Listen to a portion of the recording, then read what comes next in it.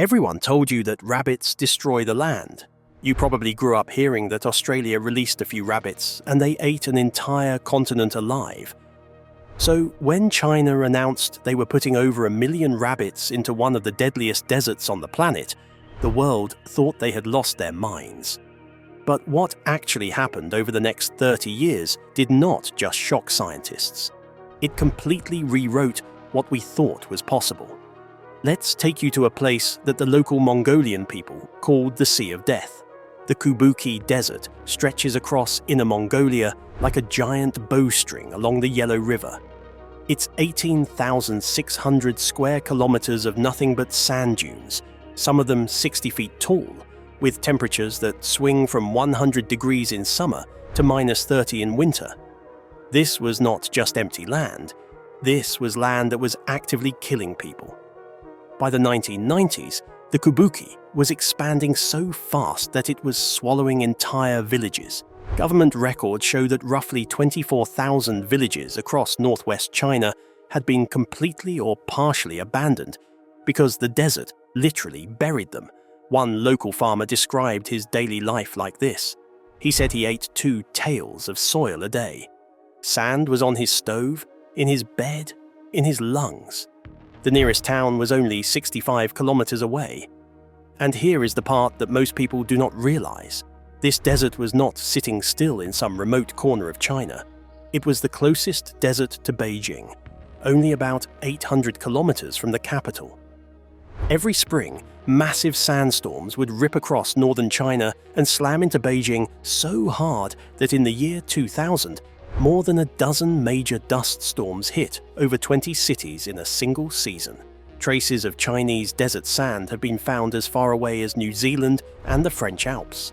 The March 2021 storm was so severe that it drove air pollution levels in Beijing above 7,400 micrograms per cubic meter and grounded over 400 flights. Now, China has been trying to fight this problem for decades.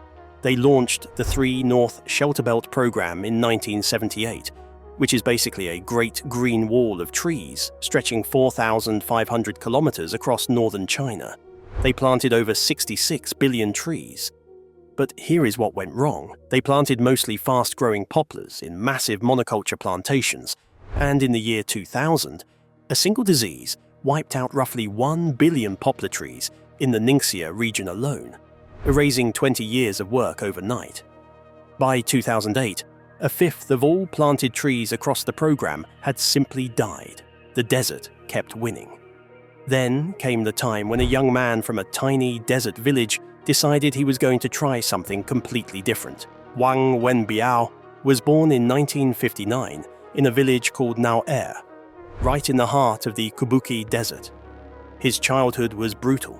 His family could leave the desert only 2 or 3 times a year to buy supplies. He later said that when he ate, he tasted sand. When he slept on sand. When he breathed, he inhaled sand. His biggest childhood dream was simply to have enough rice and steamed buns for a proper meal. After getting his education, Wang was appointed director of a near-bankrupt salt factory sitting in the middle of the desert in 1988. He was 28 years old. The factory sat on rich salt reserves, but the logistics were absurd. The nearest train station was 65 kilometers away, yet because no road existed through the desert, salt had to travel a 350-kilometer roundabout route just to reach the railway. Wang looked at that problem and came to a radical conclusion. He could not save the factory without building a road, and he could not build a road without taming the desert. And nobody was going to tame the desert unless they could make money doing it. That last part is what made Wang different from every government program before him. He believed the desert had to pay its own rent. So he pulled together a 27-person team from the factory's 100 workers and earmarked 5 yuan from every ton of salt sold towards sand control and road construction. By 1997, his company cooperated with the local government to build the first ever road across the Kubuqi Desert. By 1999, a 115-kilometer highway opened through the center, though the sand swallowed it almost immediately. But Wang did not give up. he discovered that licorice, a plant used heavily in traditional Chinese medicine, thrives in desert conditions, and its root nodule bacteria actually fix nitrogen to improve the soil. One licorice plant could reclaim 1 square meter of desert. He started building an empire around this idea. Over the next 3 decades, his company, now called Elion Resources Group, invested over 38 billion yuan in developing industries and 3 billion yuan specifically in planting trees and grass. He allocated 10 to 20% of business profits to sand control during the first decade, but the real game changer was still coming, and it had fur. Before we continue, we'd love to hear from you. Which kind of stories keep you watching? Lost documents, unanswered investigations, or discoveries that were never meant to surface? We actually read your comments and use your suggestions in future episodes. Now, let's return to the most interesting part of the experiment. A local farmer named Zhao Yongliang was planting sand willows across the desert when he noticed something strange.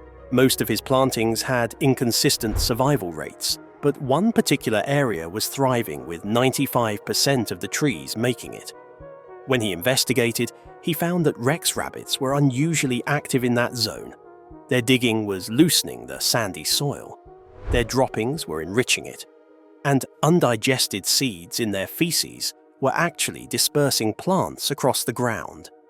Now, let us tell you why Rex rabbits are special, because this is not just any rabbit.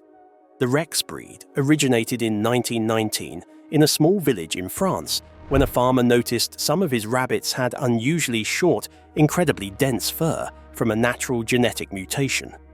The fur has between 15,000 and 38,000 fibers per square centimeter, compared to only 9,000 in regular rabbits. It feels like crushed velvet, and because of this extraordinary fur quality, a single Rex rabbit pelt can sell for up to $30, while the cost to raise the rabbit is only about $2. China scaled this discovery into something nobody had ever attempted. By 2017, the Kubuqi operation housed 4.5 million Rex rabbits in what became China's largest Rex rabbit breeding center. And I want to be very clear about something here, because this is where most media gets the story wrong. These rabbits were not released wild into the desert like what happened in Australia. This is a managed, enclosed farming operation where every animal is accounted for, and the population is carefully controlled.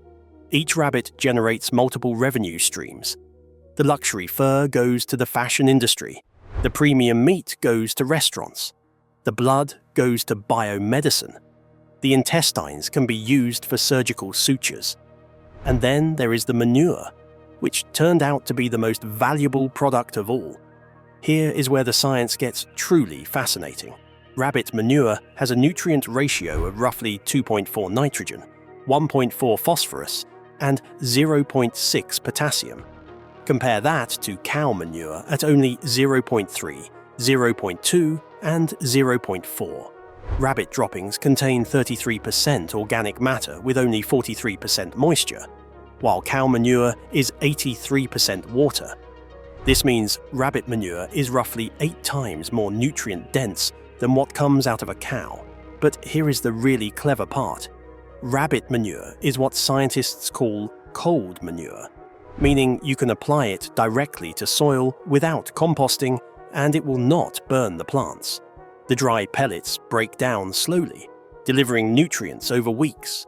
The high fiber content creates stable soil structures that resist erosion, and it introduces over 1,000 species of beneficial bacteria and fungi into what was previously dead sand. The ecological loop works like this. Sand willows provide food for the rabbits. The rabbits produce nutrient-rich droppings, over 100 pellets per day each. The manure transforms dead sand into living soil. That enriched soil supports more willows and additional plant species. Seeds that pass undigested through the rabbits come out wrapped in their own little fertilizer packets, effectively planting themselves wherever the droppings land. The rabbits' digging aerates the soil, while their activity zones see tree survival rates jump to 95 or 96%. The system reportedly converts bare sand into usable farmland in just 3 to 5 years. After willows establish the soil, licorice goes in. After 4 years of licorice, the land can grow grapes, tomatoes, potatoes, and corn. Over 30 years, this process has greened over 6,000 square kilometers of desert. That is 1/3 of the entire Kubuqi. Vegetation coverage went from 3% to 53%. Annual sediment flow into the Yellow River dropped by 85%, and sandstorms went from about 50 per year down to just 1. But Wang Wenbiao was not done yet, because he was about to build something so massive that you can see it from space. In May 2018, construction began on something extraordinary in the northern edge of the Kubuqi Desert. In just 133 days, workers assembled 196,320 solar panels into the shape of a galloping horse.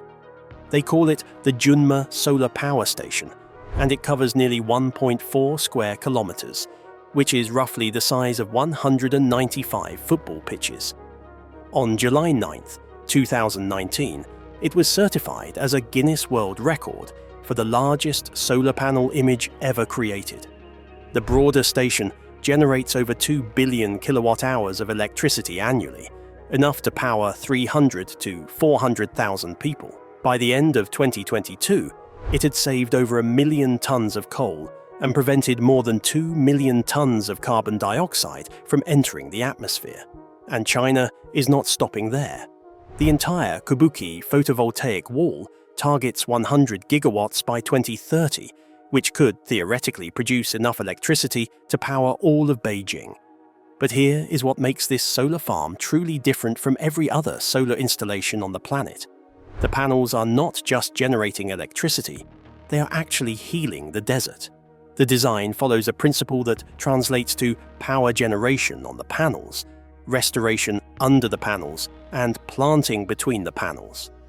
The solar arrays reduce wind speed by up to 50% and cut groundwater evaporation by 800 millimeters per year.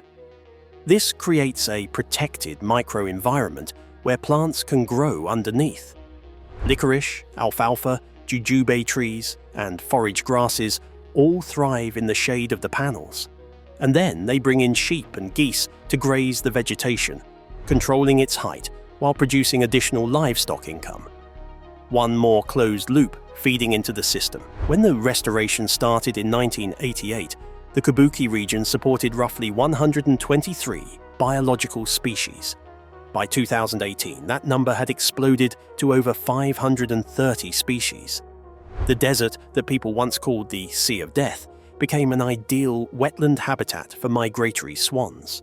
Elion built China's largest desert plant seed bank with over 1,000 drought-resistant varieties and developed 343 scientific innovations in desertification control. The human impact has been just as dramatic. Over 102,000 local farmers and herdsmen have been lifted out of poverty. Per capita annual income in the region rose from less than 400 yuan in the 1990s to over 17,000 yuan. Some families in the rabbit farming program now earn between 50,000 and 100,000 yuan per year. Former herders became eco-construction workers, business owners, and hospitality operators running family inns and restaurants. In December 2017, the United Nations awarded Wang the Champions of the Earth Lifetime Achievement Award, their highest environmental honor. The Kubuqi International Desert Forum, founded in 2007, has held 10 editions drawing over 3,000 participants from more than 100 countries. The UN Secretary-General himself sent congratulatory letters to the forum, but we cannot tell this story honestly without addressing the elephant in the room, or rather, the rabbit. On October 6, 1859, a man named Thomas Austin received a shipment of 24 rabbits from England at his estate in Victoria, Australia. He reportedly said that introducing a few rabbits could do little harm and might provide a touch of home. It turned out to be one of the most catastrophic decisions in ecological history. Within 50 years, those 24 rabbits had become an estimated 10 billion, making it the fastest spread of any colonizing mammal in recorded history. They claimed 70% of Australia's suitable land and now threaten over 300 nationally listed species. Australia's annual agricultural losses exceed $200 million. Australia tried everything. They built the longest unbroken fence on Earth at 1,833 kilometers. They introduced the myxomatosis virus in 1950, which initially killed 90% of the population, bringing numbers from 600 million down to 100 million. But the rabbits evolved resistance. They released another virus in 1995. Today, roughly 150 to 200 million feral rabbits still roam the continent. So how can the same animal be a destroyer in one country and a savior in another? The answer comes down to one word: management. Australia suffered an uncontrolled invasion of wild rabbits into an ecosystem that had no evolutionary experience with them. There were no native predators adapted to control them, and colonists were simultaneously killing off potential predators. Mild winters allowed year-round breeding. Vast cleared farmland provided a perfect habitat. China's approach is the exact opposite. These are domestic rabbits in enclosed farms with carefully controlled populations. Their numbers are calibrated to what the ecosystem can handle. Every animal serves an economic purpose. It is the difference between releasing a wildfire and building a controlled furnace. Today, 41% of Earth's land surface is desert or at risk of desertification. That number is growing every single year. The Kubuqi model may not be a perfect blueprint that works everywhere, but it proves something that most experts thought was impossible. It proves that human beings can push back. So, what do you think? Could this rabbit-powered desert miracle actually work in other parts of the world? Or is this a one-time success story that cannot be repeated? Drop your thoughts in the comments below.